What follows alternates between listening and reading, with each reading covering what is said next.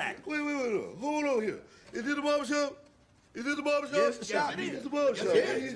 Wait, I mean, we can't talk street in the barbershop. Then where can we talk street? We can't talk street nowhere else. You know, this ain't nothing but healthy conversation. That's all. You gotta tell who's the park down. It ain't nobody exempt in the barbershop. You know that. Ain't nobody exempt. You can talk about whoever and whatever, whenever you want to in the barbershop. Why you gotta I feel like I'm losing my mind. Is everybody in the world blind? Please, Lord, give me a sign, a sign. I feel like I'm losing my mind. Is everybody in the world blind? Please, Lord, give me a sign, a sign. I wanna be the greatest. Everybody on the fake shit. I look around and feel like everybody is the fakest. I make this every day and I'm impatient, hoping one day I blow up from the basement. Statement, the top is so vacant. I don't hear shit that I think is amazing. Waiting for my day when I'm playing sold out shows for 1,000 faces. Hey, give me that crown, get in my way and to be put down. It ain't your place, all this my town. If I want that shit, then I'll get it right now. I'm losing it, the noose it fits. I'm losing shit, a stupid myth. You choose to live or choose to dip. You choose to fight or lose your grip and lose a gift. I feel like I'm losing my mind. Is everybody in the world blind? Please, Lord, give me a sign, a sign. I feel like I'm losing my mind. Is everybody in the world blind? Please, Lord, give me a sign, a sign. Yeah. There's no mercy in this world, just hunger-thirsty persons in different versions. Each new update, that shit worsens. Why?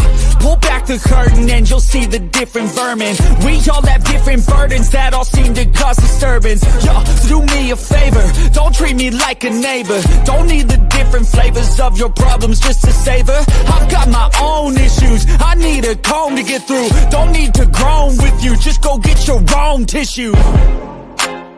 I feel like I'm losing my mind. Is everybody in the world blind? Hi, what's up, everybody? This is your boy, Coach Ferg, man. Just sitting here chilling out at the barbershop with my man BMU on this Friday. I guess it's the first Friday of August. Yeah, salute to all the Leos that are out there, man, figuring it out. My wife's birthday is tomorrow, so it's gonna definitely be a Leo celebration, man. Salute everybody, man. So let me check the temperature a little bit, as they say, man. Salute to A-Dub, man. Thank you, brother, for coming by, man. Anybody else to stop by, man? Listen, just by the title, man, you know I will have something to say.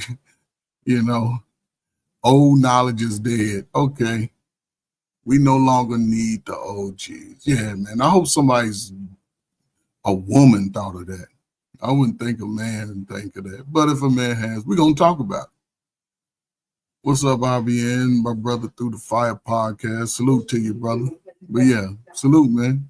Because I got some news for y'all. If you 40 and over, you old too. So you better hope them young folk are listening to what you got.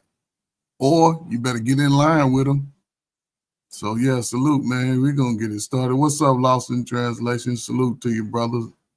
Go ahead and subscribe to these brothers, man. Lost in Translation podcast, my brother Through the Fire podcast, man. A-Dub, everybody, BMU. Hit the like button. Subscribe to the channel. Share the live streams. Man, listen, y'all hanging out with me today, man. So I'm going to try to be good, but I make no promises because I'm old. And, you know, old people can say what they want and don't get no repercussions. So sit back, relax, and you might gain a little bit or you may not. But believe me, y'all watching old heads, the youngins are watching y'all. So hopefully y'all putting a good example out there for them to follow. But as we see it, it's very grim. It's very gray for the young people behind y'all. So again, man, salute to Champ Talk Radio, man. Always a good brother, man. Solid brother. Check him out. He do great reactions. And believe me, man, he's a solid dude, man. Yeah, hang out with me as long as you can, man. Yeah, 40s, man. Y'all one push-up away, man, from throwing your back out. You know, you one flight of stairs from pulling your hamstring. So what we talking about? You know, I got that old man strength. I get one of y'all in a headlock today, put that forearm around you. You might not make it out.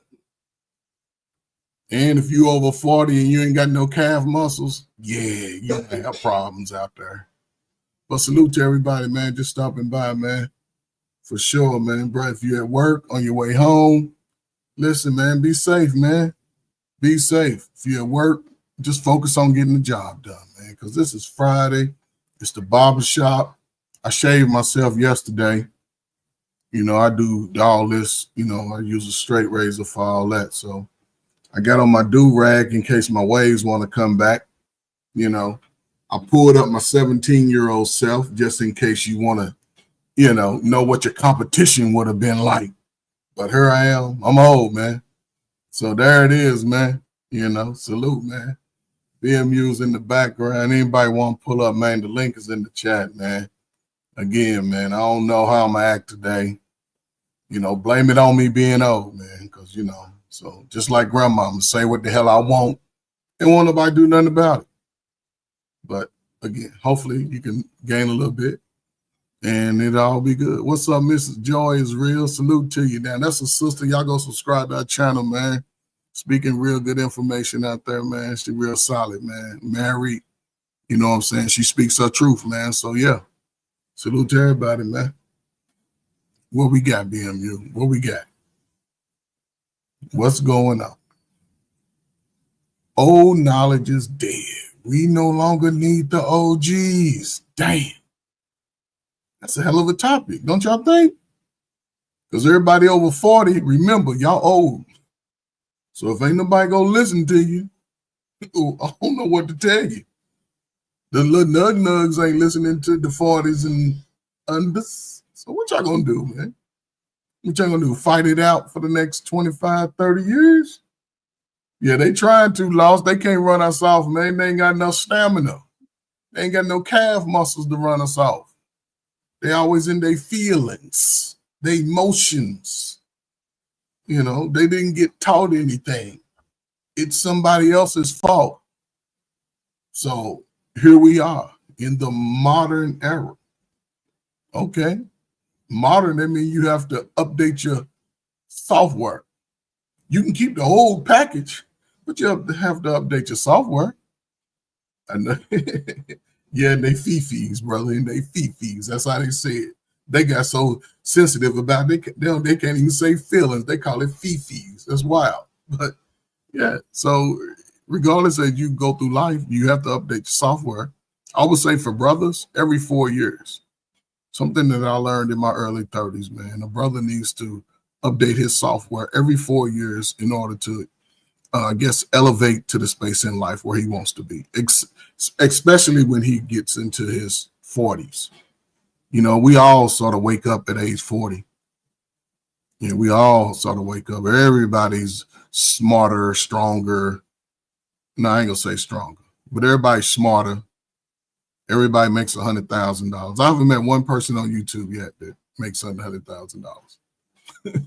I haven't met it. It's wild, but we got to get up and go to work at 7:30 in the morning. So, yeah, but we'll figure it out. What's up, Mix Lost the Smile? You make me smile with your locks. I like locks, man. I love locks, man. My wife has sister locks, man. Sometimes, man, they grow too fast. They be all the way down past the cheeks. And then she'll cut off 5 or 6 inches. A year later, they right back to where they started. So, yeah, salute to the natural hair, man. You know, but yeah, believe it or not, 17-year-old me had hair. You see that nice little mustache too? Yeah, catch up. The only way I had that because I had big calf muscles. You know, if you ain't had shoulders, you ain't had no calf muscles or shoulders, you might not have got your mustache because your testosterone ain't really got to where you thought it should be. But salute, man. I'm just talking mess, man, to somebody who's brave enough to join in later. Hey, I'll be up here for as long as, you know, I can. And when we drop these videos, we're gonna comment on the videos. Yeah. And let me say this. I'm Generation X. So I come out of high school in 86. So where I grew up at is just by the Ohio River. And I remember when gangs were trying to come through the city and start taking over neighborhoods. The OGs, they ran them out. And I ain't talking about old OGs. I'm talking about them 30s and late 20s and early 40s. They ran that gang stuff out of her. They ran that away. There wasn't none of that. I remember that event when they came strolling through. It was the same type of concept in I guess in early gang culture when one guy, he created two different gang groups. And it was fine when they stayed in their little neighborhood, but eventually they tried to branch off and they squashed that real quick. The dude that was the leader, haven't really seen or heard from him for a while. I think he sort of got away from it. And it just didn't get a chance to develop. So on Sundays, we used to go to the park. And man, the park used to be filled with maybe 10,000 Black folk just hanging out, relaxing, cruising down the strip. You know what I'm saying? At 2 miles an hour, everybody bumping their sounds, the girls, wasn't nobody, I guess, disrespectfully dressed. Everybody was sort of modestly dressed, but everybody was vibing. We would communicate. And the guys, we sit over and do our thing. Girl walk by, same as it is today. Just different players, same old game. If you saw a girl that caught your eye and you caught her eye, then hey, she might approach you or you might have to approach her. She might even do one of these little nods. And nobody made a big scene of it. And you get over her, your breath stinking, you know what I'm saying? Your eyes lazy. It can be anything that can turn somebody out. You get over her, her breath stink. You realize she wears a size 12 shoe, like, hold up. It could be anything, man. A pimp on the nose that, could really just turn you off, man. But yeah, that's just part of the game, man. Y'all ain't doing nothing new out here. Well, some things y'all doing new. Yeah, some things y'all doing new because now y'all hanging around the girls too much. Y'all taking on their personalities and you crying about it when they say, that you're nothing. It's always been out. Believe it or not, I haven't always been attracted to everybody. No, some women call me ugly too. I couldn't believe it. It might have hurt my little ego, but that's just part of it. That's just part of it. I guess it was easy for me growing up with 6 women in the house and my father being the craziest of all the people I knew at the time. So he didn't care. My mother didn't care. She gave me plenty of game. Plus I used to watch my sisters. My older sisters, they were a good example. My younger sisters, I stayed away from any female that acted like them. Like, no. But my older sisters, I saw dudes coming over with the flowers and keep sweating and, trying to court, sitting out on the porch. When nobody coming up in the house, it was a no-go. I started dating in I guess middle school. Yeah, I remember my first girlfriend. I say this story is crazy. My first girlfriend, I was playing basketball. I played 2 sports, just so you know. And it was a female that liked me. One of the prettiest girls in the school. Light skin, had that good, thick, long hair. Back then, used to wear those grown folk hairstyles where it was sort of curled up and came down. Like, I don't know what it was called, but yeah. And I will never forget, I had a female cousin, who was at the school also, and they were good friends. And she told my cousin that she liked me. And my cousin told me, I'm like, oh, cool, let's talk. And so we started talking. I guess we was going together. And then after about a week, I was new to it. I wasn't caught up in women like that because I had sisters. Plus, I was playing football too. So I wasn't really, oh man, I got to get a girlfriend. No, we talked for a couple of days, a week. And I remember it was a week and 2 days. I was on the basketball team. It was just before practice. I used to always get in so I can shoot around. Because believe me, your boy, when you see me do that, my jumper was Steph Curry, even in middle school. Yes, you can go see the video. You got to go to the main library where I live. So it's all in the library. But I never forget, I don't know what happened. I don't know if I told her I didn't want to go with her no more or be a boyfriend. I don't know what I said, but I remember being in the gym shooting, and somebody came in there like, no girl crying. I'm like, what you mean crying? I'm like, ain't nobody crying. What you talking about? I go out there, this girl is boo-hooing. I'm like, girl, stop crying. What are you doing? Don't be crying over me. I'm 13 years old. What are you doing? Go home. I told her to go home. And she cried. I'm like, you got to go home. I got to go practice. And was it wrong? I don't know. Hell, I was middle school. I wasn't all in nobody's feelings. It was new to me. So I go on back in the gym, and I don't know what she did. I think she stayed after practice or whatever. And I had to go catch the bus because, back then you were bused to schools outside your neighborhood. So I had to make this bus at like 6 o'clock. So I don't know what she talking about. And I didn't really get a chance to talk to her after that. Okay, cool. So next go. About a week later, she going with somebody else, another guy. They is in the same grade, same classes, some of them the same classes. They used to be walking holding hands. And one day I saw them sneaking up on the stage in the back. Y'all know where the curtains are. Middle schools, they had curtains in the stage. They used to be back there kissing. I used to be looking like, y'all wild as hell. But it never bothered me. I went on, went on to high school, and the rest was history. But again, once I became an adult, I'm out here in the dating game just like everybody else. Everybody didn't like me.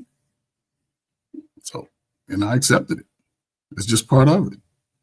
It's just part of it. Even in, the women that you choose, you just have to be, a bit more careful and go about it. Not everybody's going to like you. It doesn't matter, especially women. Out of 10, you might get 4 of them that say you cute, not handsome. The other one's going to be like, ooh, not my type. And you shouldn't even be worried about that too much because you can go to another 10 and another 10 and another 10. You don't have to keep circling back. Seems like guys be circling back to the same people. Oh, she didn't like me in high school. She slept with my brother and my cousin. Yeah, that's part of the game. She young and slow too. But when you circle back is when you start having the problem. So you get, just keep moving forward. They'll see you when you coming back with your new gear on, shining, got your new ride. They see all that. That's when they'll start pulling up. Hey, big head. Then the ball's in your court. She done already been around the corner and block. Even the guys, they done already been around all your friends and your cousins. But if you choose it, don't come crying when they reveal who they are. You can't do that. You can't do it. Give me 1 second. Hold on.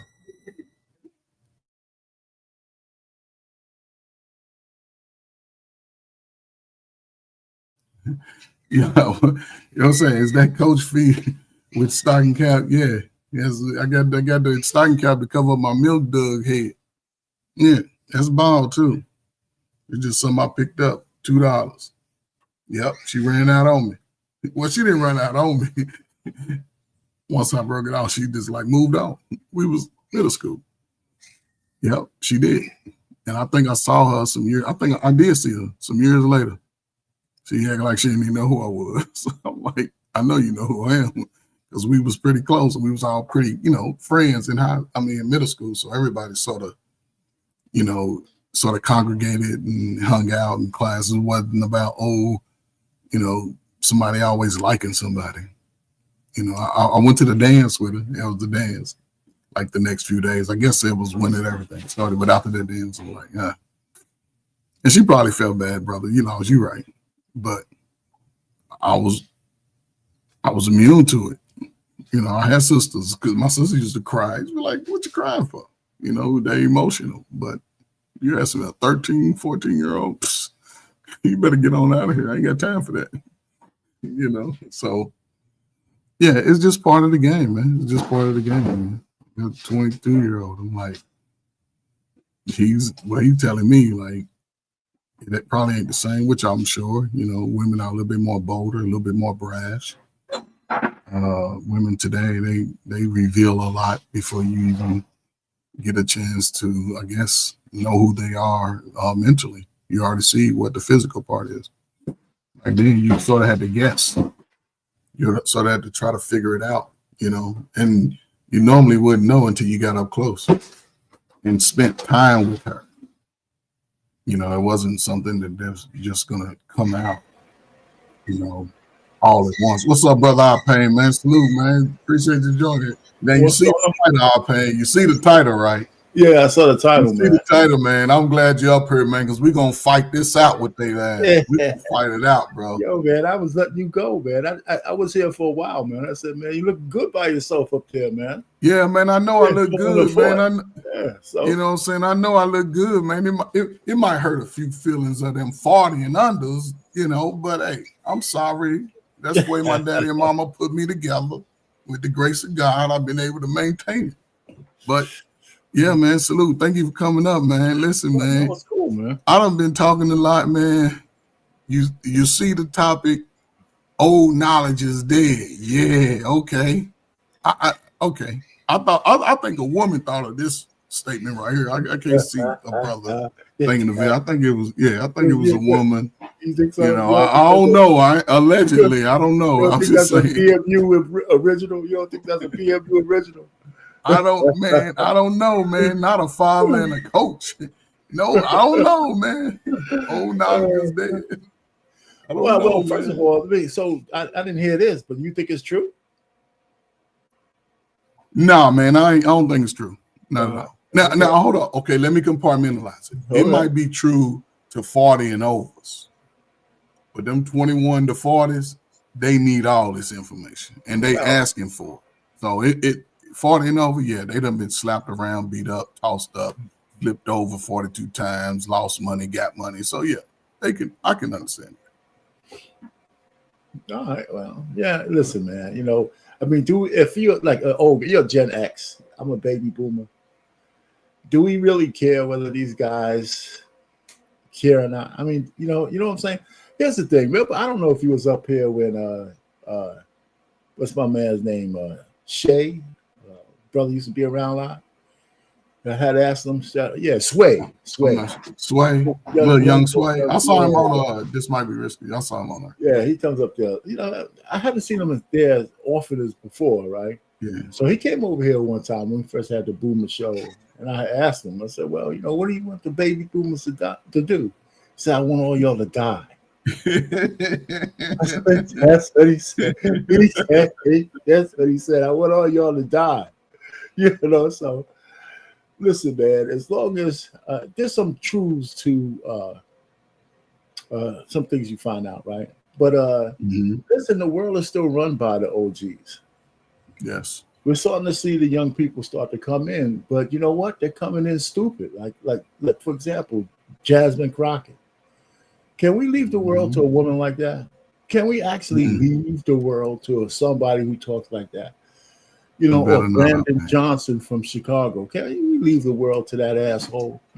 I mean, you know, what I'm saying is, you know, it reminds me of like the Batman shit, right? We might not be the OGs they want, but we're the ones they need. You know what I'm saying? I agree with that. 100%, Arpane. I agree with that because you have, I would say, if you look at put a time on it, you have 50 years of adult experience almost, you know, and, you know, and I think that's where they sort of don't understand the connection and the disconnect. And they don't value those experiences because they haven't gotten to those spaces, you know what I'm saying? And a lot of young men and young women today, they not come. I don't know, man, because I look at, you know, parents in my time, men and women, brother, even a lot of my friends had a single parent, but those parents were very respectful of themselves and the children. They didn't put children in harsh, most now. I don't know, you know, everybody go with this. I didn't see a lot of young people being put in compromising situations. I didn't. Well, you're kind of, I mean, you're right. I mean, listen, even back then, right, the stepdads were respected, right? It was used at different times. So my thing is, you know, I had to come to grips after hearing how so many people up here hate baby boomers, correct? They always say, you know, baby boomers this, baby boomers that. And I used to fight that shit all the time. Then I realized that out of 76 million baby boomers, it's inevitable, but there's a fair amount of them that was fucked up. Yeah. You know what I'm saying? So Mhm. even though I disagree that, because that's not my reality of how bad they think we were, I have to admit that there's enough baby boomers who did drop the ball. Right? And they don't have to say all and all that shit, but it's enough to make a difference. Let's just say 25% of the baby boomers were actually as fucked up as everybody says, right? Let's just say 25%. That's a lot of millions of people. Yeah. Out of 76 million? Well, isn't that enough to spoil a whole bunch? That's enough to spoil a whole bunch. Right? We say what the things that's wrong with black women, for example. Then we got to say, oh, it's not all. But if a lot of them do a lot of ratchet shit, not all of them, but it's enough to make a difference. That's what we have to start saying. It's like, okay, it's not all, but it's enough to change shit. It's enough to move mountains. So I started to think later on, is like, okay, everything we might have to say from the old days to now might not translate. And so we got to kind of stay away from giving history lessons for people who don't want to hear them. But you know what? My cousins, all my younger cousins, they keep coming to me. And now they're asking me how to do retirement planning. Yes. You know what I'm saying? They might not want to hear about morality and all that other shit. Yeah, they ain't trying to hear that. But they do want to know, how the fuck am I alive? Yes. And doing stuff and being able to afford being in New Jersey. Yep. Because if it's something that they want, exactly, then all of a sudden they'll listen. But if they don't want it, they don't want to listen. And so the point really is, when they start talking to you, now the door is open for other conversations if they lead you that way. Yeah, we're gonna have meetings. They're gonna ask me questions. I'm gonna ask them questions. They're gonna tell me a little bit what is going with their finances, and don't everybody's family kind of branch off of what they do with their money. Pretty much. That is a good understanding of it. Our pain. That is. So once these conversations continue to happen throughout my family, I get to know a little bit more about how they were living their lives. And then now that we're talking about it, you're 48 years old, and you're asking me, what you going to do by the time you're 65? Now you're opening the door. Yes. But see, I think this is the unique thing, right? Just in your example, right? You've been consistent over the years, right? You've been consistent, and a little bit. Okay. But still, you've been an example of what they could see. And it has no, it's crazy because when you're young, you know what I'm saying, we don't always listen to the elders, parents, or whatever. But when you don't have that dynamic consistently in the home, and I'll say this, me telling 35-year-olds that they have to do certain things may not resonate as much as if I could talk to someone younger and establish that relationship over time, because a lot of times we caught up on relationships. And if I don't really know you, then what can you teach me? And that's the problem, that sometimes I learned earlier, I can learn from a wino who sleeps outside every day. Because if he's sitting next to me and he's saying, hey, young man, you don't want to get hooked on alcohol. You don't want to be out here on the streets. I'm not going to dismiss what he said. I'm going to be like, you know what? I see the example of what I don't want to be. Right. Exactly. And now it's like people own the past into their future. Instead of using it as stepping stones, right, they just own it all the way through life, and they push it back on other people. Life ain't nothing. Grandmama and granddaddy struggled, but they had $40,000 and owned a house that y'all let go for $2,000 in taxes. So yeah, now you ain't got nothing. When granddaddy died, everything was taken care of. So the messaging sometimes gets skewed, because since my adult time, and maybe Generation X dropped the ball, because they told us our pain to get out here, the all you can be, college enrollment increased 300% across the country. Everybody was going to HBCUs everywhere. So what's that? What did he say? What did he say? These bald-headed dudes with do-rag. Yeah, it's wild, Hank, because I'm old school. What's up, Antoine? What's up, Hank? Thank y'all for coming, man. Salute. Yeah. Well, I mean, what you just, I mean, okay, I've got to miss a little bit of what you said at the end. But okay, say what you said again, just a little bit. Just you just said something. I missed it. Oh my God, you know I'm old, I forgot, man. Gen X. You said something about Gen X. You know, I think we need to start looking at the generations if we're in it, and stop saying we dropped the ball. You know, we lived the life that was around us. We lived the environment that was around us. Yeah. And the Gen X's that are still around are survivors. Yeah, survivors. Right? We probably the best survivors. The baby boomers around survivors, man. You know, we're survivors. Yeah. Like, you know, so my family today, from the just one segment of the family, right? From my grandmother on my father's side, grandmother and grandfather, paternal grandparents.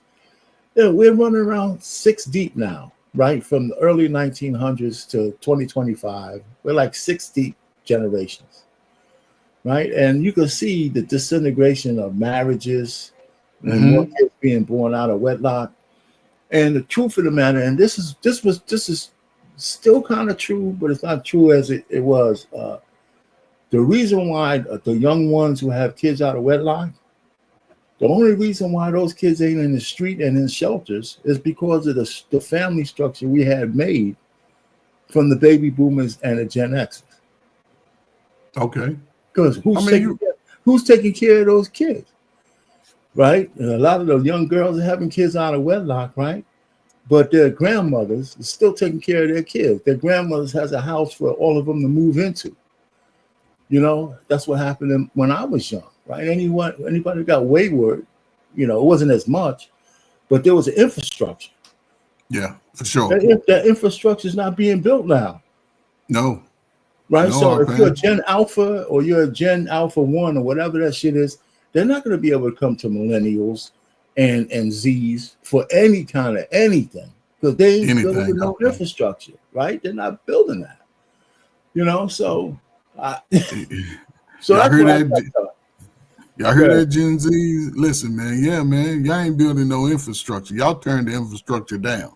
Even the little bit that we was trying to hold on to, y'all kicking it down. I don't know what y'all doing. Y'all putting it in the drain or down the sewer pipe.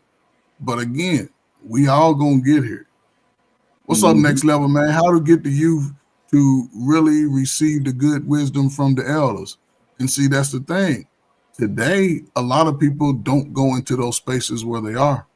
When you meet somebody young, you have to meet them where they are. They've been eating garbage all their life. They've been experiencing the nonsense. So when you come in with a righteous word, they're only going to listen to you once they can trust you. If they don't trust you, then they won't listen.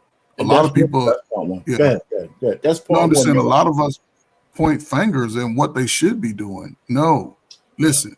The Coach Ferg on YouTube with 40 and overs is a totally different Coach Ferg from 15 and 16 and 18-year-olds. Totally different. You won't hear me curse. You don't hear me tell them what they can't do. I just present them with the information. Then I explain why they may need the information. Maybe not today. They may need it 2 or 3, 10 years down the road. But the information must be obtained whether you want to obtain some things or not, because in order for men to get to a better space in life as you mature, you have to obtain certain things. And it's best to get, and those that get it while they're young, those be the ones that prosper. The ones that fight it, continue to try to play the system and think that they can scheme and scam, you can watch their life literally just fade off into the sunset, and they'll always resurface around 38, 39, and they'll start recanting everything except what they did wrong. My mama wasn't there. My daddy wasn't there. My teachers didn't teach me right. My coach didn't coach me right. Instead of saying, you know what? When I had an opportunity, I chose to do something different. Right. I messed up. And that's the problem, because now we 30 years into the crack era, and most of the adults in this time are struggling with the basics of life, relationships, work ethic, understanding that life is a journey of a roller coaster. It's up and down. Nobody's gonna be coming out of here with I'll say this, even with the millennial Gen Zs, most of y'all children come from nothing also. But it's how you build it. It's a great opportunity, and I don't know. Those that take advantage. It's a great divide too, right? If you think about it, there's millennials out there who actually have had an opportunity for better things. Some of them squandered it because they're the kids of the baby boomers, right? They're the kids who lived in a house. A lot of them, not most of them now, but that's when they started to have mostly just single parents, right? But there's a lot of millennials have both their parents. Yes. A lot of them. Now, and then when you start making comparisons between how they behave and how they think, and the ones who came from single parent households, you got to really search for some of the differences because of social media and the way people live. You know, like a lot of the people doing stupid shit now. Yes. Some of them actually did come from, intact. They just didn't listen. Came from intact houses, right? I mean, they had to. BMU was asking you a question in the back. I don't know if you saw. Oh, yeah, I saw it. Give us about 20 minutes, BMU. We ready by 10:30. So one of the things that, like you said, people have to. You got to meet people where they're at, but that's at any age. That's true. You got to learn that, and you got to also learn that the saying when the student is ready, the teachers will appear. A lot of people don't. That's true. If people ain't asking you questions about certain things, then maybe they're not ready to get the lesson. So if somebody comes to you and asks you about the past, or ask you how y'all did this back then, or ask you what do you do in this situation, they're opening the door for what you have to say. And sometimes you have to say, listen, you asked me this question, I might not say what you ain't going to hear. But if you really want the answer, this is the answer that I have, right? And then they have to accept it. But the fact that they asked makes all the difference in the world. Yes. Right? And so his grandfather's uncles. What happened? I think he's just trying shit. He's just trying stuff. Yeah, he's trying shit, man. So that's what it is. I mean, the other thing I had was when my kids got old enough to ask a question, then I thought they were old enough to get some kind of answer to the subject, as opposed to people telling them, some bullshit because you think they're too young to know the answer. Maybe a full answer, yeah, but if they're asking you the question, then something must have triggered that. So tell them something. You don't have to get into all the details, but give them an answer that's worthwhile. And he said, "There's other things to this question that we'll catch up with you when you're a little older. But right now, yes, But the unique thing about what you're saying is that the adults of our time, they cared about us as a whole too. It wasn't most of them wasn't self-centered. It wasn't about always what they want. I never heard my mother say what I want. I never heard my father say what I want. The only thing I did hear him say, they wanted two things. They want some damn peace and quiet. And that's what they asked for, peace and quiet. They didn't ask for, I got to go get me a new purse, a new bag. And I grew up in a home, we had 2 cars. People thought, I'm like, man, we ain't got no money. You know what I'm saying? But like, man, y'all got 2 cars, y'all got this, y'all got that. Man, my parents worked together. And all of her sisters were married. My mother had 6 sisters, no brothers. All of them were married until they left this earth. Some of them are still living well into their 80s, husband and wife. And most of those, even all of those, we used to have picnics, and our picnic was 80 to 100 people, just first cousins. Yeah, it's funny. We're planning one of those. We still have family reunions. I mean, our funerals turn into family reunions, right? And that kind of stuff. And it's still, we do a lot of that. Not as much as we used to, but every time we get together, because families have drama, right? Because we all split up around the country. You got like Yeah. the clans have their own personalities now, because all the daughters in the first generation married and took the last names of their husbands, right? So they created different clans that are tied to the Paines, right? So, but when we get together, man, it's always a ball, man. It's always a ball. Yeah. And So, Trump. Hold on, man. We got a $5 cash out, man. Listen, man. Super chat, man. Salute to Anton, man. Chris Rock said it best. If a child is calling the grandmother mommy and the mother by their first name, someone done effed up somewhere. that shit happens a lot. Yeah, that happens too much. That shit happens too much. That's funny, man. That's true. And that was ushered in under my generation, man. We was allowing our kids to be like first name. I'm not a grandmama. Okay, but you let your daughter have a child at 16, 15. Yeah, your ass is a grandmama at 30. Well, you know, it is what it is. Staying on the point, like you're saying, listen, one of the things that I think boomers did wrong, maybe the silent generation, but with the boomers, actually, a lot of them, a lot of us, no, a lot of them, because I don't agree that I fit under this category. There used to be like, I want my kids to have a better life than I had. Yeah. Now, see, on the surface, that's not a bad thing to want for your kids. But what it turned into was, I want my kids to have an easier life. That's what it and that's where it got bad. That's where it went off the rails.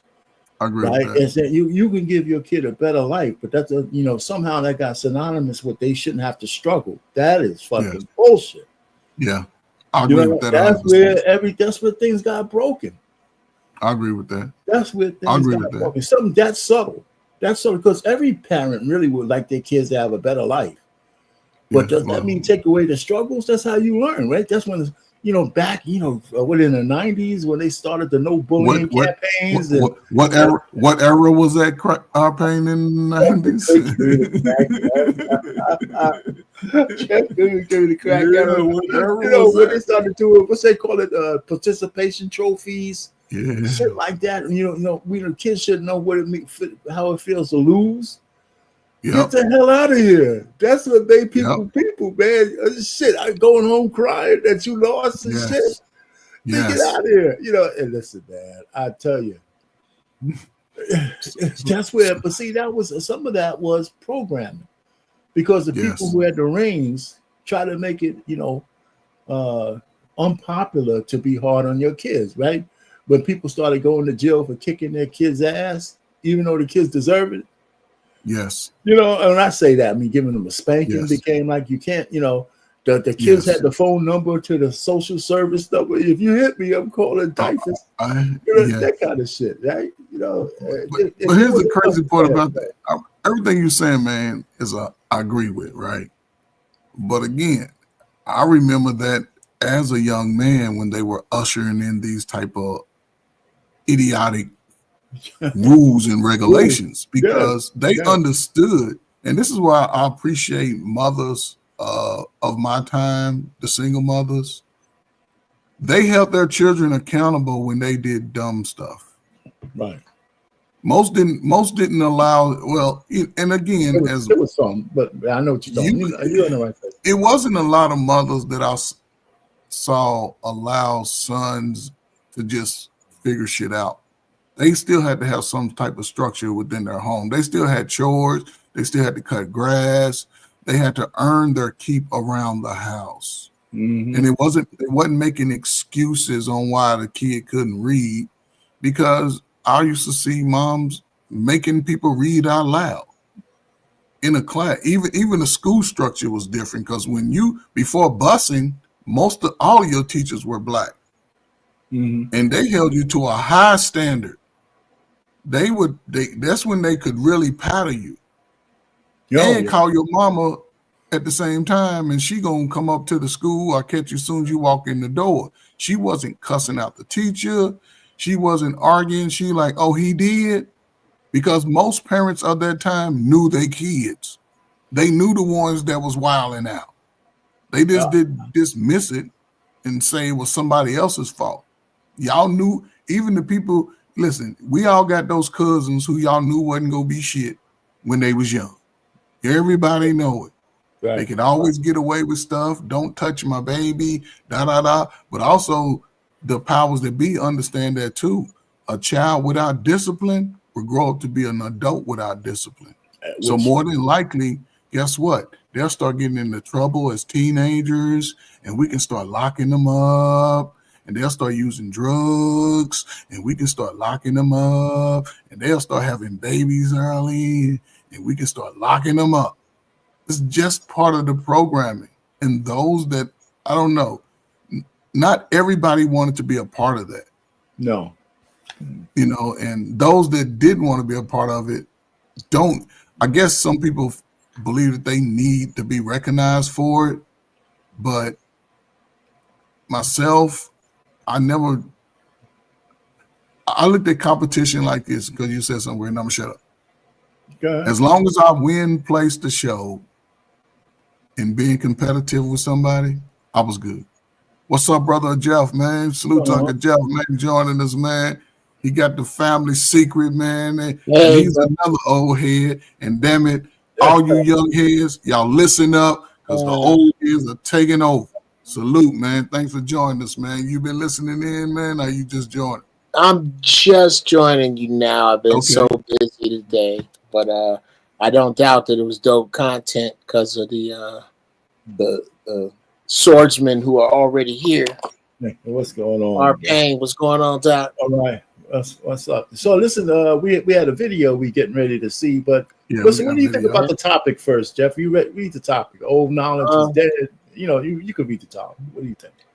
Old knowledge is dead. We no longer need the OGs. Barbershop talk. Well, I think it's true for who it's true for, and it isn't for who it isn't for. And I tell you, I'll untie that double speak in a second. Okay. This is the time we live in, brothers. We really need to. I beat you cats over the head with it a lot. We are the last of the streetlight wisdom. It's us. That's it. Ain't no more after us. There are young brothers who recognize this, who see its importance. I'm looking at my. I'm looking at my. Let me do this. Let's see. Hold on a second. Yeah. Anyway, I looks like I'm coming in a little choppy. No, you doing all right, man. We here. Oh, we're looking good. Okay. Sure. Brothers, we are not in the time of collecting, or excuse me, recruiting. We are in the time of advising and guiding. We ain't got to prove shit to nobody. You go and try to do it your way. Go and try to do it your way. Let go. Our pain accidentally got to be his age. It was by luck. My blind, clueless luck. Our pain wound up being where he is in his life, and them same damn fools he grew up with that's in the jailhouse and the graveyard. It just luck they over there too. Okay, go ahead, work with that. Let's see where that gets you. I'm not gonna fight them. I speak to the brothers that know that what we have to say is valid. I have no interest in force feeding. You don't force feed your knowledge. Y'all heard that, young fellas, young women? Listen. The fact that we're in a space now where it's as though the adults who should be building the most and together are fighting the most. And it's not going to be, and like Uncle Jeff said, you ain't got too many years where you're going to have brothers like our Pain and Uncle Jeff and myself to sort of give some type of wisdom along the path. We don't have the way, we have a way. I don't think that everything I say is foolproof for anybody to follow, but I do think I have a little sprinkles of something there. My brother Jeff has some sprinkles. Our Pain has some sprinkles. And when you put all of those sprinkles together, you might get you a full dessert plate. But if you dismiss everything that people have been able to do before you, you better damn sure be paving a path that people behind you can see and stand tall in it. If not, you're going to be old to them real soon. We got a question in the chat, man. Anybody want to say? Next Level said, why do most of our people leave the house at 18 and struggle instead of keeping their guidance and failing in a controlled environment? Anybody want to answer that? It's funny, you know, I mean, of course, I never, with my kids, they stayed here. Once they got out of college, they came back home. I had girls, right? And, you know, my preference was they wouldn't leave me unless they were married, right? But, you know, I mean, you can't control that, right? They're going to have somebody to get married to. So my oldest daughter stayed here until she was 29. And it's made all the difference in her life, man. You know, so because now that she's out there, she still comes over here just about every other weekend with whatever excuse to be around the house, you know, and stay here. And my youngest is here. You know, she graduated out of college. Instead of getting apartments and trying to get out there, she's here. They when they were here, they lived under my rules, you know, and they willingly did that. And it's made it's made a lot of difference, especially financially for them. But we can, it's two ways. A lot of kids are anxious to get out, and a lot of parents are anxious to kick their kids out at 18 and 19. And I think that's a mistake, especially today, especially if they still need your guidance and control. If you got room in your house, I would encourage them to stay in the house, depending on what kind of peace they bring in the house, you know, or if they disrupt it.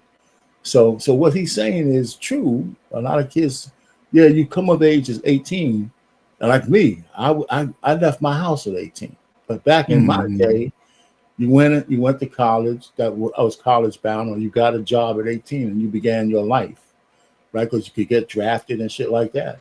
But the times were definitely different then, where it was more conducive to you if you had a good job, where your money stretched further and you had a good head on your shoulders. You still needed the guidance, but a lot of people did that. But that's not true today. You throwing 18-year-olds out in the street today with it's Lord of the Flies. With the emotional state, it's difficult. Brother Jeff, what you got to say, man? I say again that, as usual, I'm gonna blame some of this on Whitey. That this is a systematic a ploy against our people, in that again, it's an ideal that the European white man set up for his family to chase. It makes sense for his son to leave the house at 18. You set up the world to be his oyster. You don't have to tell your son, your daughter, the things I have to tell my son, my daughter. This land of mediocrity that you set up for your own people that is now coming back to bite you in the ass. You set that up for them. So I didn't get to tell my people what Armenians tell their people, what Guyanese people tell their people. We're the only ones doing this. Families of other ethnicities. I know a dude that I get out with professionally. We do some other work together. Dude is a Sikh. He makes $500,000 a year. You know where he lives? With his mother. Yeah. He lives with his parents because he's not married. This is some mess that we done got into, that life is forcing us out of. Nature is correcting itself.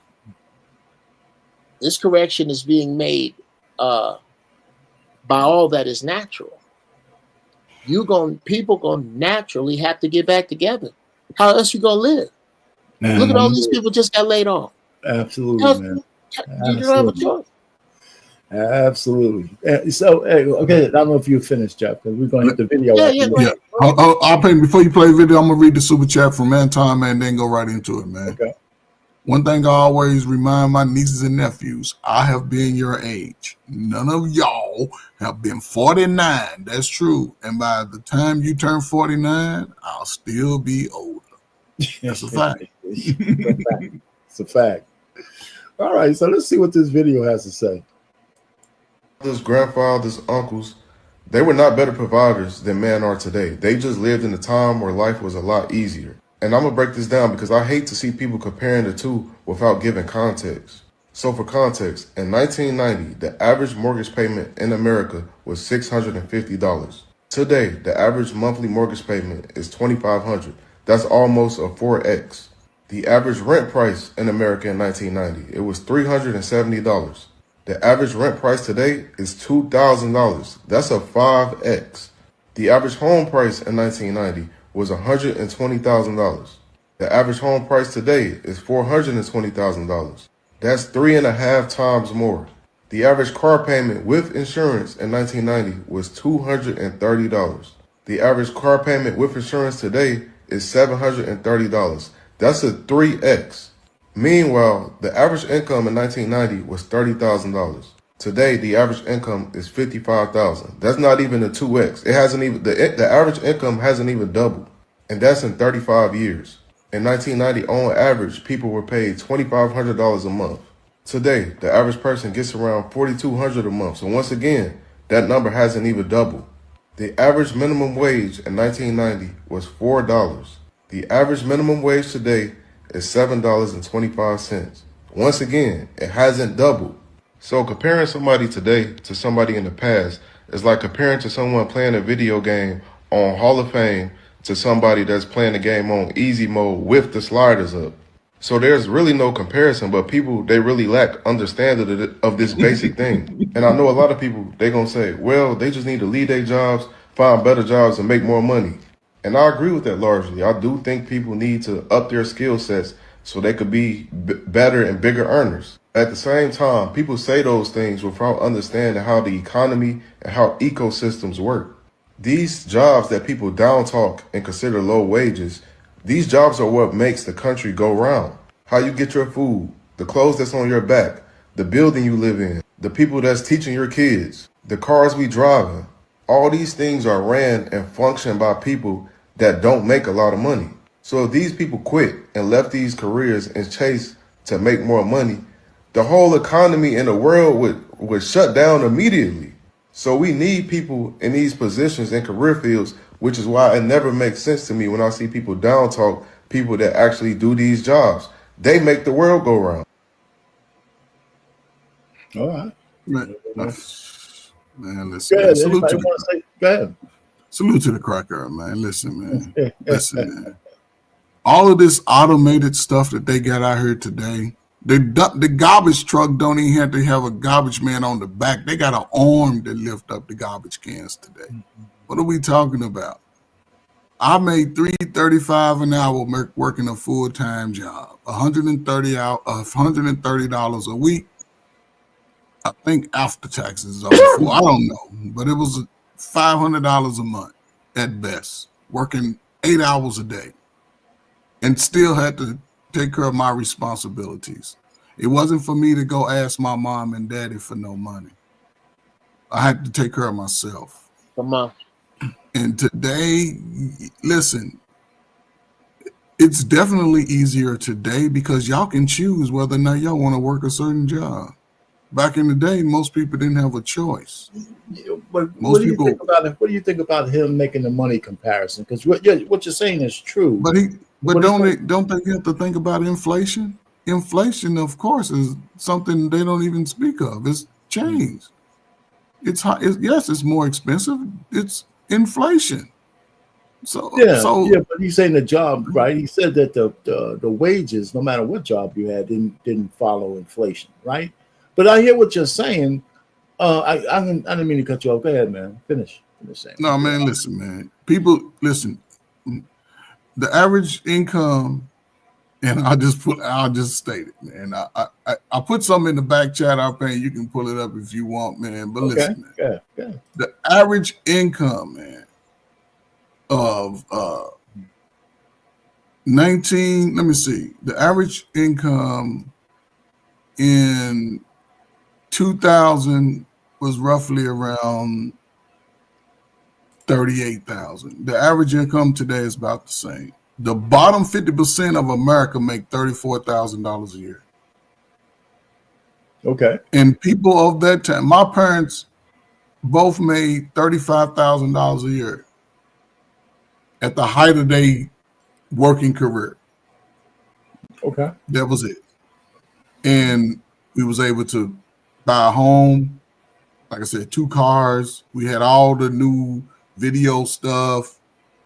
Everybody ate good every day. We had washer and dryer. We had lawnmowers. We had everything we needed because the parents didn't look at their income as individual income. They put it together. Now everybody's looking at it like, oh, it's an individual thing. I make my money. But what about the house money? Parents didn't walk around spending $1,000, $300, $400 on themselves every time they got paid.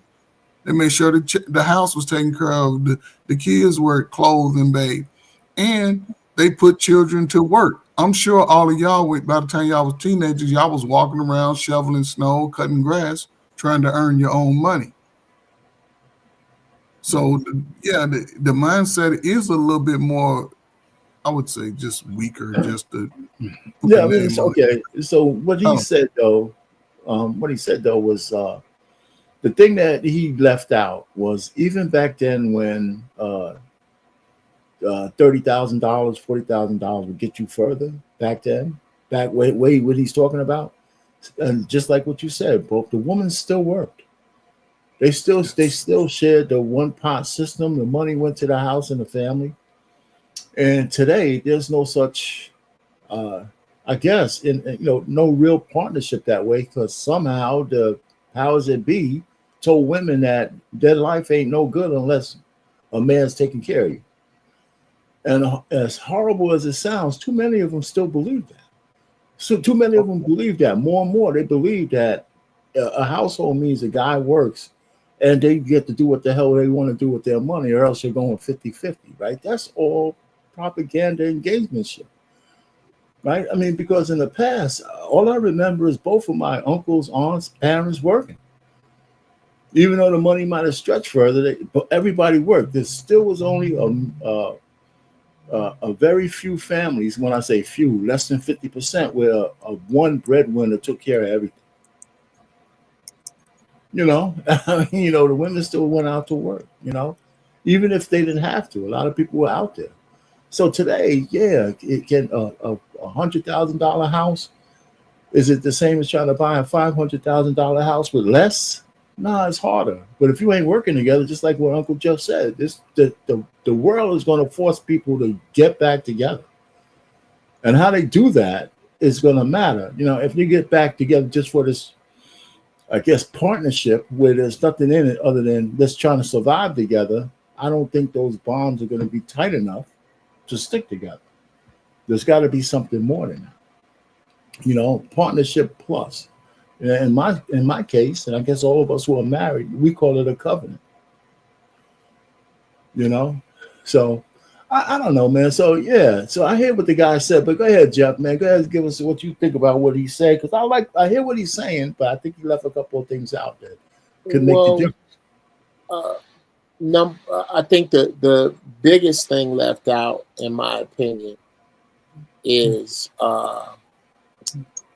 although inflation has risen, when is the last time that you heard of, or when in our lifetime did we hear of teenagers being millionaires from their bedrooms? This economy, there are the way to make a lot of money has changed. Yeah. Yes. The way to get along in the middle without anything particularly discernible about how you handle your business is gone. If you don't have a particular set of desired skills, it's a wrap for you, regardless to your color, which sadly is what Black women and Black men, frankly, who think this way, this is what's on their mind. Y'all chasing the farts of white people. This nuclear family shit, they can't even do it anymore. What are you doing? What are we really talking about here? We're at the end of an empire, and everybody wants to talk like we're not. Yeah, this shit's up. This shit's over. This shit. Look around. Look at the car. Look at the car industry. The car industry is decimated. They're great bust now. Brother, nobody's buying these cars, not only because they ain't shit, nobody's got any money. Anybody smart enough to afford these cars, smart enough not to buy them. That's where you are. There's the concept of family, of monogamy, ain't none of that shit working for us no more. None of it. And nobody, we just gonna act like it's 1988. Okay. But it really isn't. It really isn't. We're in a society now, and really this does kind of get back on closer to the point. We're in a society now where you're not going to be able to, the math says, you guys have heard me say this, the math says that monogamy is over. If you want a Black man, unless he really signs on for it, it's every one woman, Black woman, that marries a Black man, and the two of you enter into holy matrimony under the guise of monogamy, you're sentencing 15 other Black women to a life with no man, mathematically. And nobody wants to discuss that math. We somehow get around it, and I don't understand it. And this isn't an indictment of the brothers here. This is because somebody tell me why we don't discuss. We never discuss that. Well, we discuss it, but who needs to really discuss that? The women have to come to grips with that, don't they? Our pain, brother. Ooh-wee. They got to you come just hit the nail on the head. There's no crisis for us. It's for them. Yep. And they talk like they got all the latitude in the world. And I don't see it. Yeah. It's funny though, Jeff, what you said, if you're not finished, you just notice I started to say this, right? And I used to think that only really, really handsome men can say this, but I say this a lot to where I'm on these panels. I say, guys, I don't know why you're fretting so much, especially over women. I said, beautiful women are a dime a dozen. Right. They're a dime a dozen.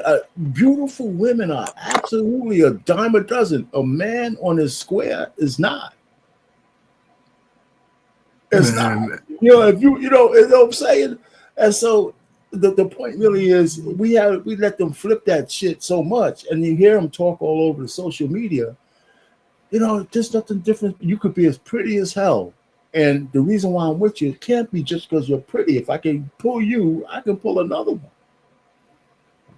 That's true. So that's true, man. So I don't know, man. But the women have a lot to come to grips with. But how do you get and it's not up to us to get them there. I don't know. Right. It's not okay. Thank you. It's not up to us to get them there. Yeah, I don't think we're in a position, but also I don't think the reason why I think we're not in a position because younger guys are understanding what they're up against. Yes. And this is the thing that I think women are underestimating about those brothers because they're finding their purpose in who they are. Even if they don't understand their true purpose, they understand who they are a little bit earlier now. They're not going to go through there's no more Q Sweat songs. Those days are over. There's no more. Not going to get the love songs because these guys are understanding what they're up against. And the fact that a lot of women are going to, I'll say, get buried on the cross because now that they can make money through transactions, they're not going to go back. They can make money in their relationships with men. They're not going to go back. And I think we do have to sort of identify those men who sort of move that way. Let me say this super chat from Anton, man. Back then, couples were dream makers. Yep. Now, unfortunately, a good number of them are either dream fakers or dream takers. Ooh-wee. Couples. I don't think they don't even want to be a couple no more. They want to add a twist of the lemon in there at some point. So, and yeah, I agree with that. Here's the thing: it wasn't necessarily your parents had to be the one to motivate you. It was always somebody in the neighborhood, somebody at the school, somebody in the community that could give you the words of wisdom and the motivation that you needed to, hey, I need better. But today, it's like people are owning trauma. They own other people's trauma. Even though they didn't experience it, but that's the way people are. My aunties then, well, you should have learned that your aunties and them were doing too much and move opposite. What happened to that reverse psych? Y'all remember the reverse psychology method? When somebody can tell you can't do something and you prove them wrong and you can do it. Or vice versa. They don't go about that no more. You tell them they can't do something now. Oh, now you're judging me, you're blaming. No. Sometimes you have to be willing to walk in the path that you say. We have to be willing to do it. And it takes courage. It's going to be, I guess, a little nerve-wracking because you're doing something new. And I think brothers are taking advantage of it. I really think the women are underestimating brothers because in 4 years, they're going to be a lot older and wiser. And a lot of these women, unfortunately, are going to be still moving the same way. Yeah, and they're going to be 4 years old. Kristen Cure did a thing on Claudia Jordan, if you ever heard of her before, right? Mm-hmm. She was on a podcast, and the point that Crimson was making, and of course, the only way she could make it is that here's a woman who thinks she's very successful. She has money. She has everything. And her point was that, women need men, right? She said, women need men. So he said, here's Claudia Jordan on this podcast saying she's tired of doing all the shit that she's doing. She's tired of being out there by herself. She's tired of this. And instead of saying she wants but she still says she wants her man who, even if he has an illness, right? Somebody to come in, right? And still she was intimating that he should take care of her, a multimillionaire woman, right? As opposed to saying she should be with this guy. But the real point is, after all the shit that she spent her 52 years talking about, or her adult years talking about how they don't need men and all that, all the accolades, all the degrees, all that shit, in the end, she still needs a man. And now she's like a dried up prune. She's still pretty, but what do you have to offer this guy? Right? Because now she's willing to give in to a guy to be with, now that she's used all the best. I don't know if she has any children or not. I didn't really look that up. Maybe she doesn't. But there's a lot more women coming out there, like the Tracy Ellis Ross, who go on these rants saying how she's happy being by herself. But she's on the internet thirst trapping like she's not. It's almost like she's trying to prove it to us. Yeah, Yeah. yeah. That's what they do. They try to prove it. I just tell them, listen, anyway, but still, we don't have to make it about that. But the point really is, you're right, Jeff. I mean, a lot of the old ways are gone, but the new way that's going to come up, there's got to be a meeting of the minds. How do we get to that critical mass where women start to say, okay, shit, you know what? This guy's handsome. He got all the shit that I need. I can't really mind that he has other women in his orbit. As long as I'm not disrespected. I mean, I would love to hear the women say, I would love to hear women start to say that shit, man. Just live long enough, bro. They're already They already start, yeah. It's already done. This is already, there's dudes. And like I've said before, I think a man should be with as many women as he can be honest with. The minute you got to lie, you got too many women. That's right. Okay. But this is a natural course correction that is happening. This natural greed that all these religious publications speak of has come to its end at this 4th century mark. A bunch of publications point to now. This is a course correction. This democracy, this thing we tried to hold up, it was all societal. All of it. A gang of it not based in any fact with the creator. And it's all crumbling and tumbling down. And when it does, we're going to get back to where we're supposed to be. The capable men are going to get together to survive. And the women that will be with them will be obedient because that's the only way they can be saved. Not affable, not compliant, not pleasant, not classy. Got to be all that too. But agreeable. Obedient, rather. Obedient. When we say that there's a curfew, there's a curfew. That's everybody. When we say that we have this much to do this, we sat down and we came up with this. And ladies, you will be allowed to work in your strengths.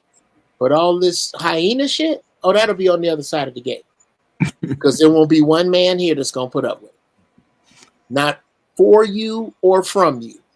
And you do what you want to do with that. And by process of elimination, brother, they'll drop that shit. When the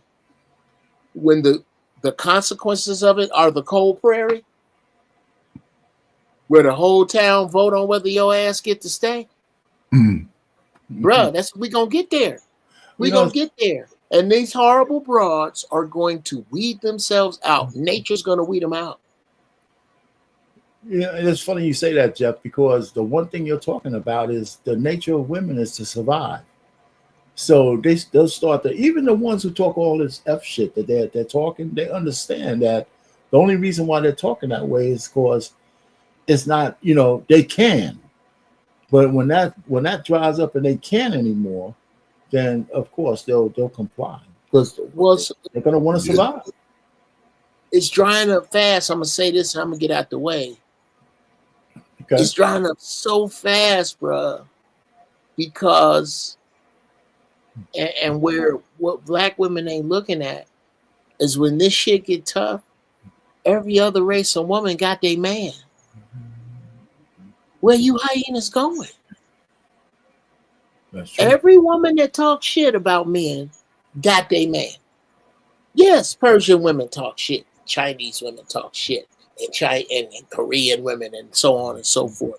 But whose men are fleeing a continent to get away from them before they'll even give them a chance?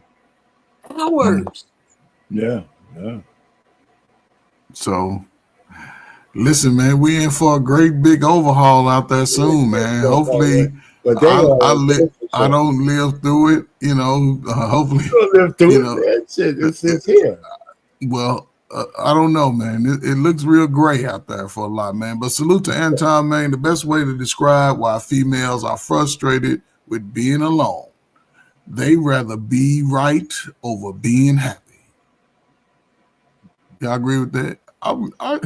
I believe that's most black people. Most black people want to be right.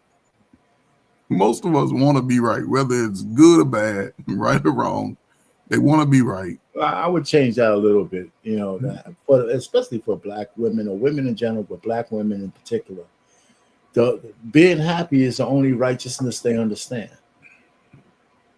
They live by affirmation. They live by feeling happy, whether it's right or wrong. Right. So as long as they can be, you know, happy in a space, even if it's an effed up space, that's what they accept.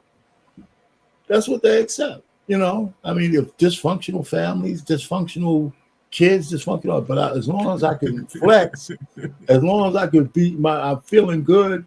That's why they're all upset over the Sydney Sweeney ad and stupid shit like that. That's why they all vote Democrat, because that's where the affirmations lie. That's where the support is. That's where where they're comfortable, because they get placated with and all that other kind of stuff. So, could you tell me what the Sydney Sweeney Act is? No, ad. It's the ad about the woman with the jeans and shit. The woman I got good jeans. Yeah. You never saw that? You didn't see that ad? You didn't see that ad? No. A little white girl came out with blue jeans, and she she did the double entendre. You know, her name is Sydney Sweeney. Yeah, she got on some Levi's. She's blonde, you know, she's blonde with blue eyes, and she says, my jeans are blue. And then they flash her eyes. Then the ad says Sydney Sweeney has good jeans, right? So it's like, you know, jeans meaning denim jeans. Okay, yeah. But she's a white girl. They taking it on as their jeans. So it's a good being commercial. black. It's a funny commercial. If I had it, I'd throw it up there real quick. Well, and I mean, we can have a conversation about it. With regard to genetics, that we know that blue eyes.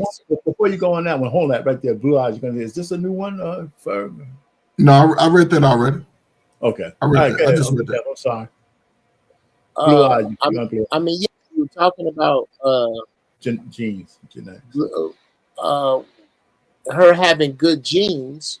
Are we aware that blue eyes is a direct result of inbreeding? Look it up now. I've heard that before. It's a mutation.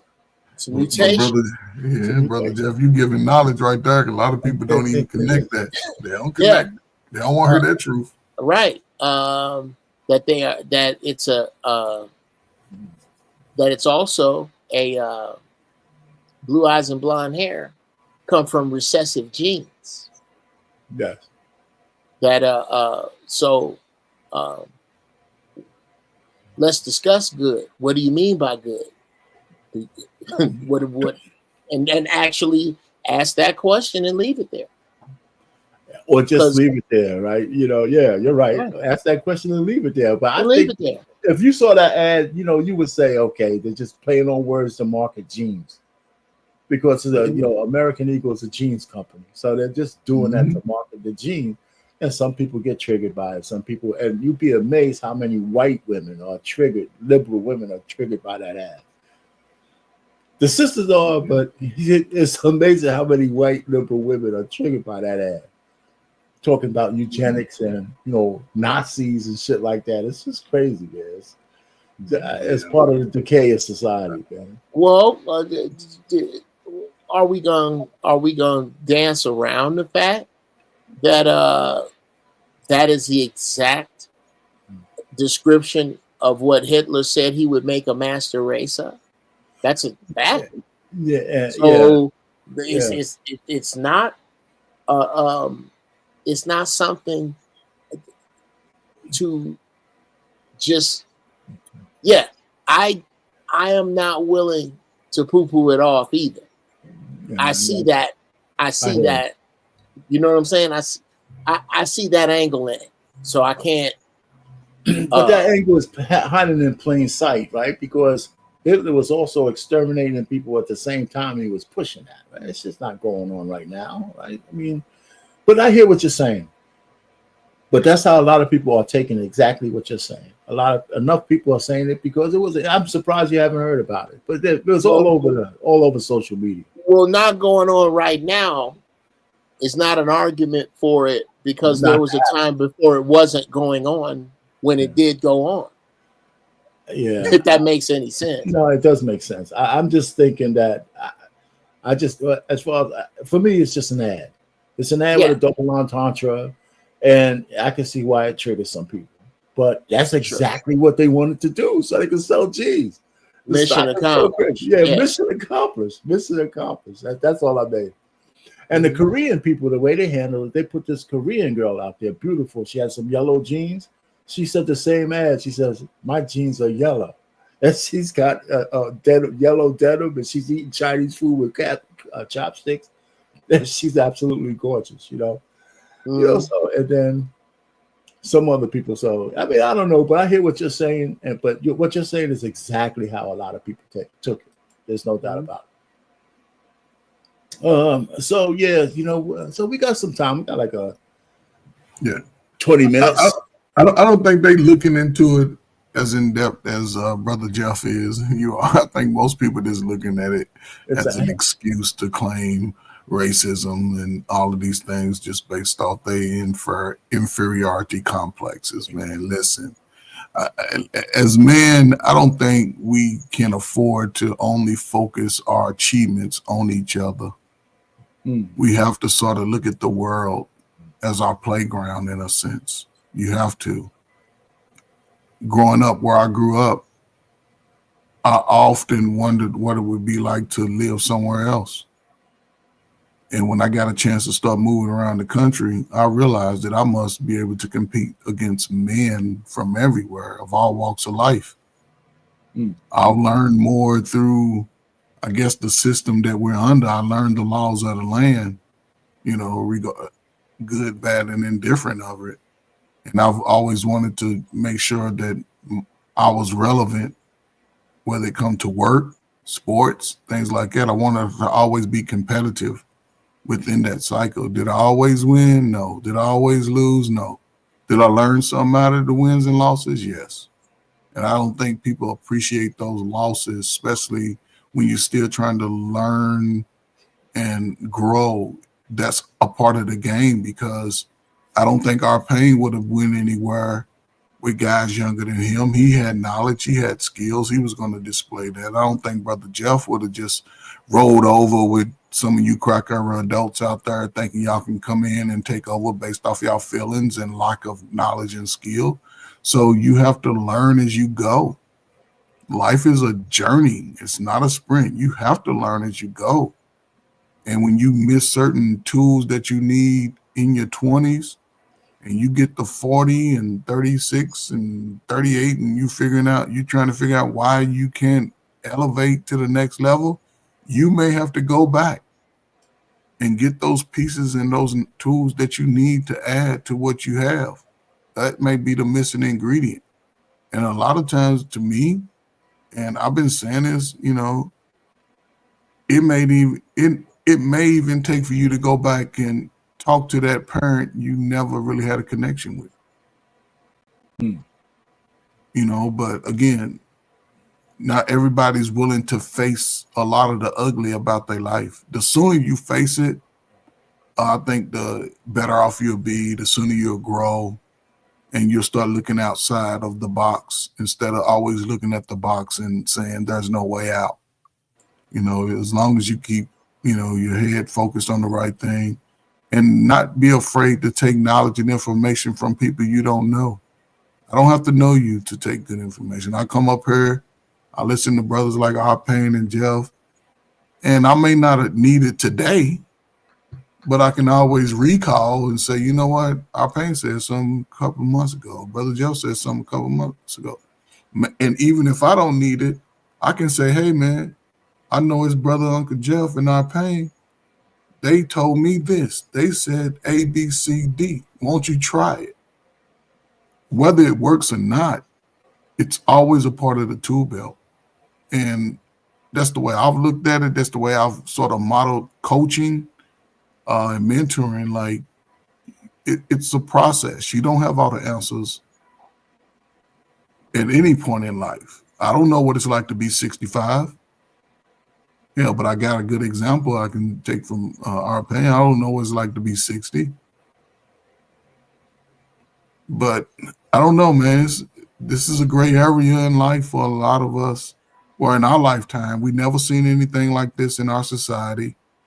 It's like the powers that be understand that masculinity must come back to the front to save our future going forward. And those that take advantage of it will be okay. Those that continue to cry, hold your hands out. Ain't nobody gonna give you nothing. I know Uncle Jeff ain't gonna give you nothing because he already said it. If you ain't submitting to the order of the land, you can't even get in the gate. Our pain like the hell with you. You got to work harder on your own like he did.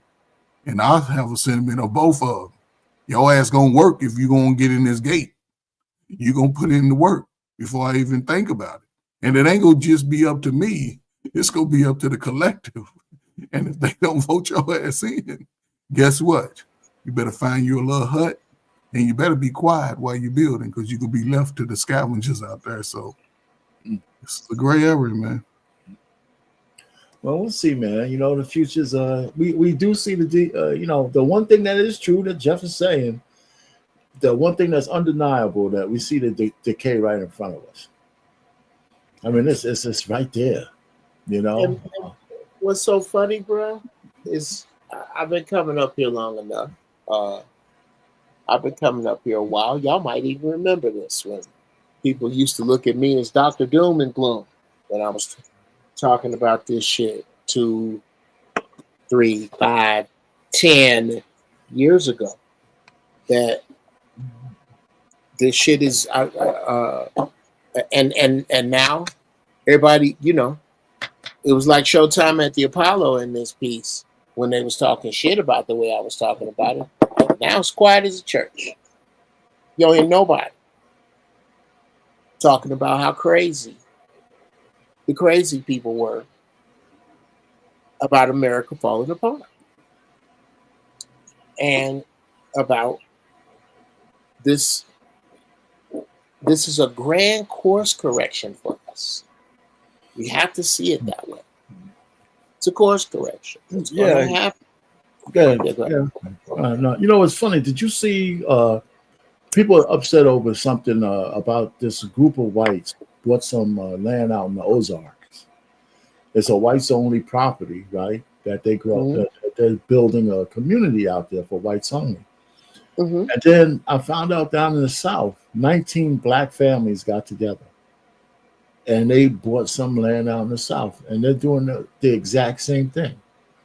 But the only thing is that their mantra is like, we're not, you know, making it exclusive like black people do, but it's 19 black families. They want to build a community of black families, and some liberal women in there will probably let some white person sneak in there. But the white guys out there in the Ozarks, it's just white, it's whites only. I mean, and it's not there. But the point is people are starting to enclave, you know, and we're more used to seeing whites trying to build those enclaves, but there's some black people doing it too.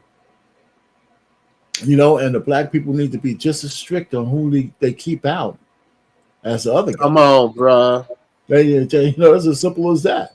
Why would you get 19 black families together just to be a pro-integrationalist? You know, just make the community bigger and have rules that if you want to get in there, even if you're a black family, you still got to follow these rules.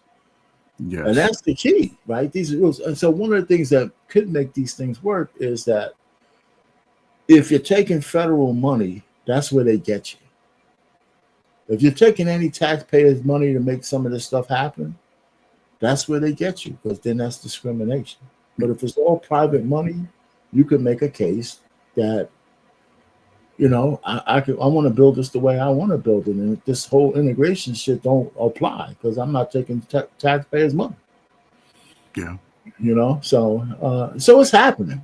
So you know, it's happening. It's maybe, you know, maybe one of those people heard your thing. Maybe the black people heard you, Jeff, say this, man. We built our own enclave because the truth, whether we see the decay the way you see it, Jeff, whether we believe it or not, you still should have your 9.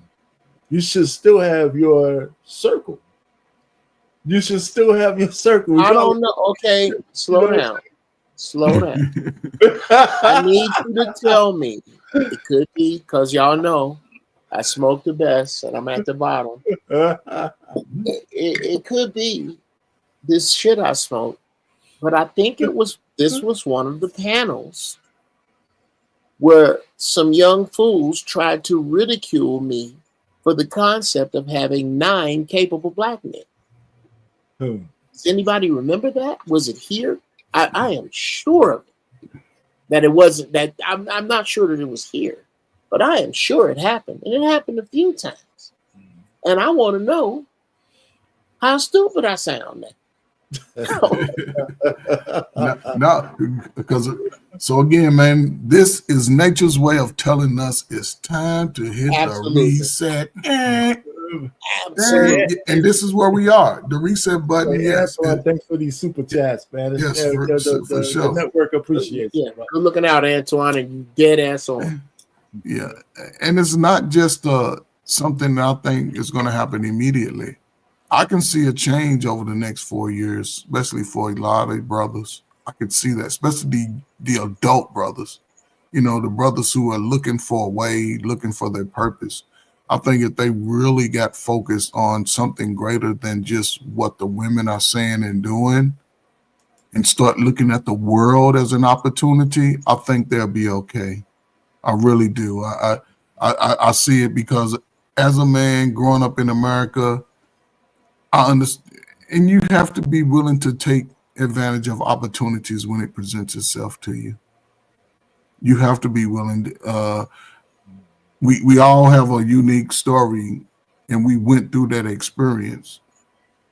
So I don't know, man. Brothers, listen, man, get out your feelings. I'm not saying nobody here, but brothers, listen, get out your feelings, first of all. Save your feelings for mama and daddy. Go talk to daddy. Figure out if him and mama were really sleeping together in the back of the club or if they had a relationship. You'll find out the truth. He gonna tell you the truth. And stop looking at everything in your world as that's the way it's going to be. This is what you're in right now, but you still got to put in the work so you can overcome that. And you may not get that light bulb or get that bag that y'all chase until you're ready for it. The numbers are still the same. The game is still the same. Just old new players. The new players, it seems like you're not as equipped emotionally to handle it. So again, man, you got to put in your work, man. And just remember, man, these places that people are creating, I guarantee it's the old heads who's running it. I guarantee it. Young guys and women, y'all don't get along too well too long. Everybody wants to be the chief and no Indians. You have to have somebody that can bring order and give directions and stay cool and calm under pressure, like the engineer and the Marine over here. They're going to give you your orders of operation. And if you're not willing to follow, you might be excommunicated. So prepare yourself. What we got? We got about 20 minutes left, man. A little less. Yeah, a little less than 20. I can say about 15 minutes, man. Listen, man, like I said, I always get something from, being around you guys, listening to you guys, man. Uncle Jeff, I'm giving you some pushback, man. Listen, man, I'm a coach, man, and a counselor and a mentor, man. I hope it ain't over for them, man. I hope it ain't, man.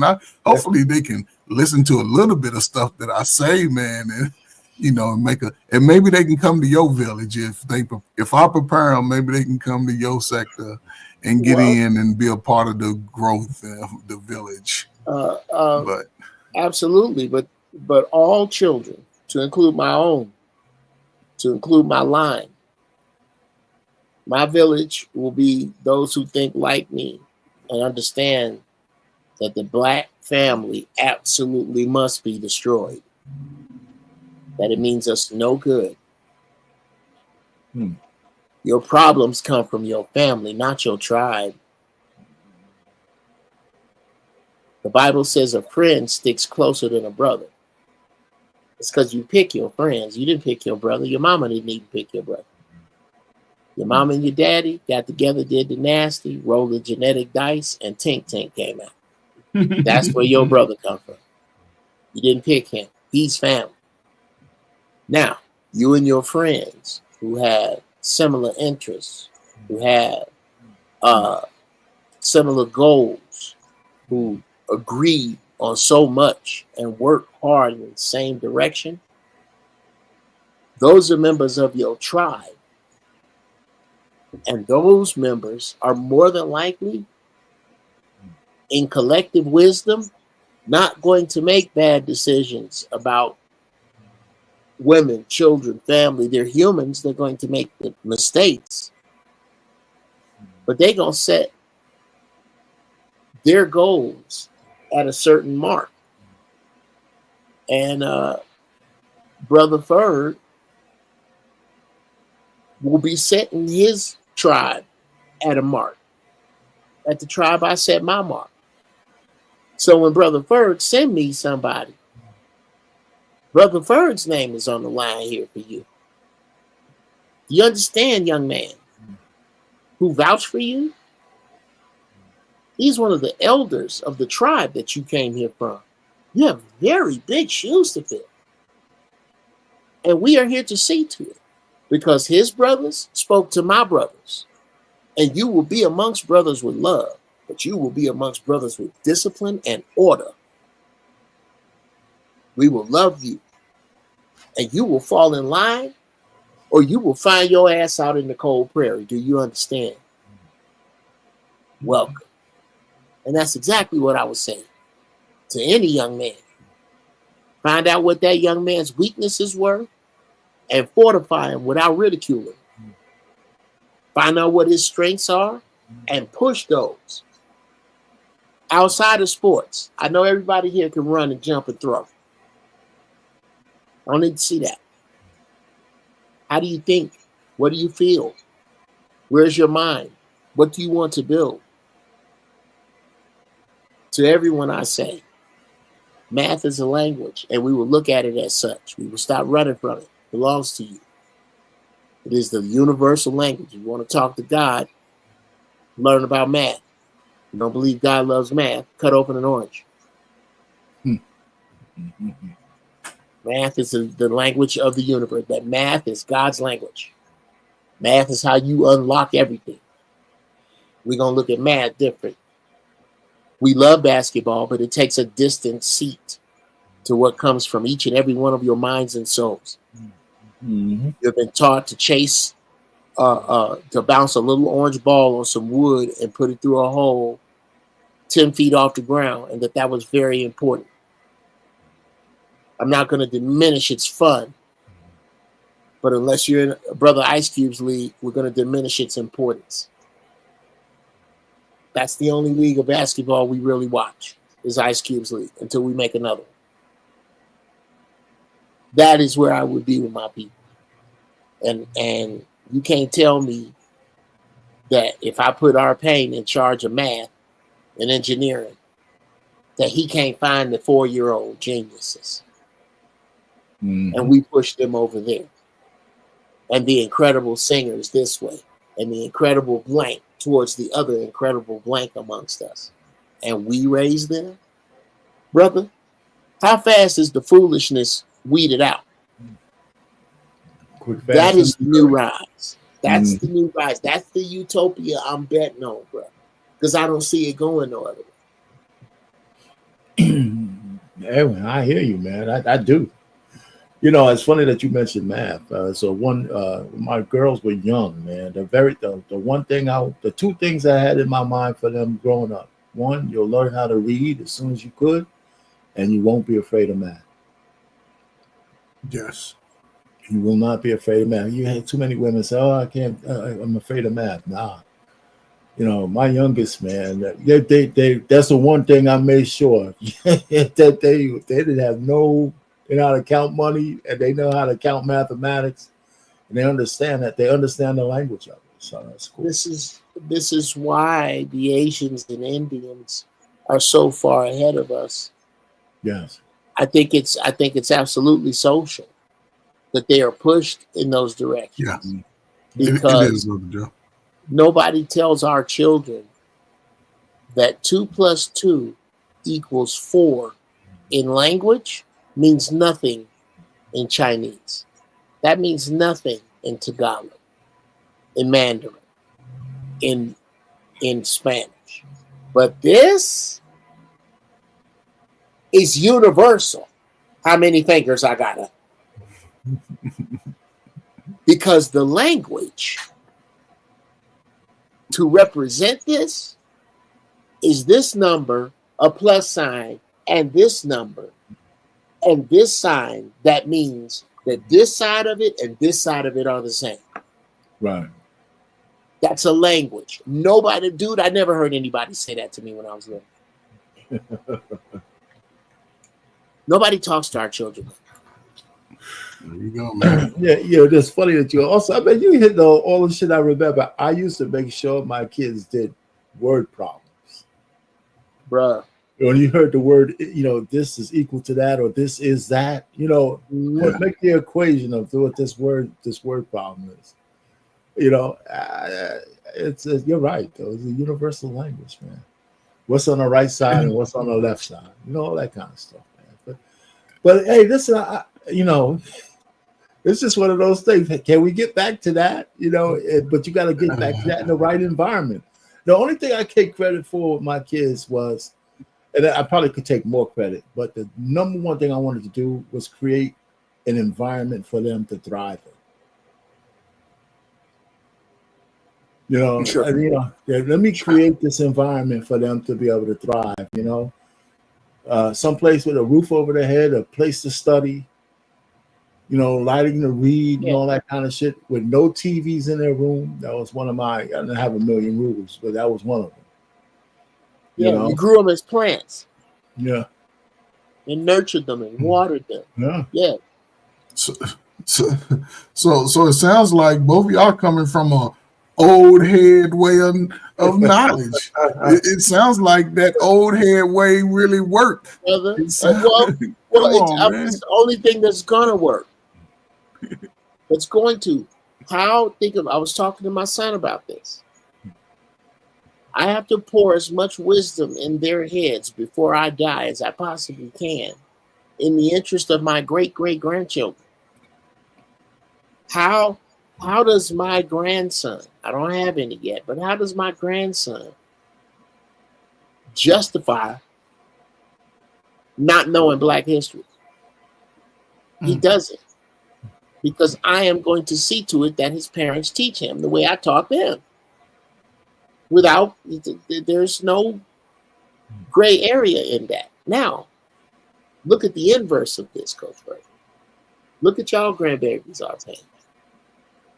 I don't have any yet. Yes, but when you do, they're going to be under the shit that you teach. What is these kids, these ratchet ass kids, babies, gonna be? Yeah. What they gonna? Their parents already can't read. Yeah, it's frightening, man. Already done fucked up the English language. Give that 2 generations, bro. With no state mandatory education. Yeah, because that's coming. No, it's here. Yeah, that's coming. Bruh. It's frightening. It's just frightening. It's frightening for sure.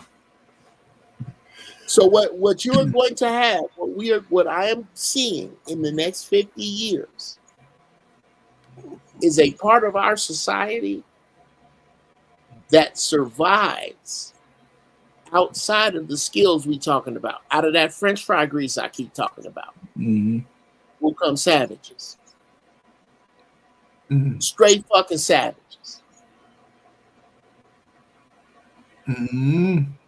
Because nothing else, and I'm not talking about ostracizing criminals. It's some criminals, some of the most ingenious niggas in the world. What's going to happen is only those that have both the power and the righteousness are gonna live. I really believe that, man. I really. You're gonna have to have both of them, and everything else is gonna go. It's gonna go the way. Yeah, we're on final thoughts now, Jeff. Ben, you want to say something else, or why don't we go around? Who wants to go first? Hold on, let me preference you old ass dudes, right? Y'all got 1 minute. Say your final thoughts. Just to the old dudes on the panel. Go ahead, Jeff. We're gonna leave you for the last. Go ahead, Jeff, man. What's your final thoughts? Okay, man. Well, number one, in closing, in speaking, I want y'all to go to zeroframestudios.com and get a jar of the family secret shea butter. I can't do. Oh, there's one. Hold on a minute. There's one right here. Today was a very big mail order day. Can't see that. Yeah, that's not coming through with your Put it in front of your face, brother. Put it in front of your face. It'll show. How's that? Yeah, it'll show. Okay, well, that's this one is China Musk. Made of the best ingredients. I know you're gonna put it on your black babies. It's all natural as an expiration date. Bet $20.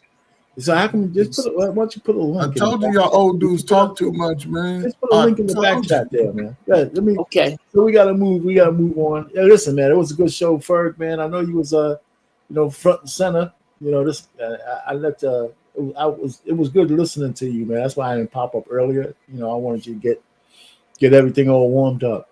But like I said, before, I have faith in whoever I have to have faith in, who's coming towards me to want to ask questions. I have more of my family members starting to call me for the things that I can help them with, and at least it gives me some purpose to help them. So when they get to my age, I can, if I'm still around or not, and most likely I plan to be around for some of this stuff, that they could say, hey, listen, at least I learned something from an elder that made my retirement a little bit easier. So I got more and more people doing that. So I'm trying to get some more of the fellas to do it in the family, and I think that's coming too. So that's it, Ferg. You got 2 minutes. Hey, man, so listen, man, appreciate y'all coming out, man, especially Brother Jeff, man, Brother Ipain, man. Salute to everybody that's stuck around with us in the chat, man. Thank y'all for coming out. The Black Man Non-Filter Network, man. Old knowledge is dead. We no longer need the OGs. Y'all asses better pay attention, because y'all gonna need the OGs. And if you over 40, your asses are OG too. So, hey, man, let's continue to move the needle forward, man. I know we're going to be in the fight to the end, man. Thank y'all for coming out, man. See y'all next time, man, on the Barbershop. And guess what, Ipain? We out, brother. We out. All right. Later on, fellas.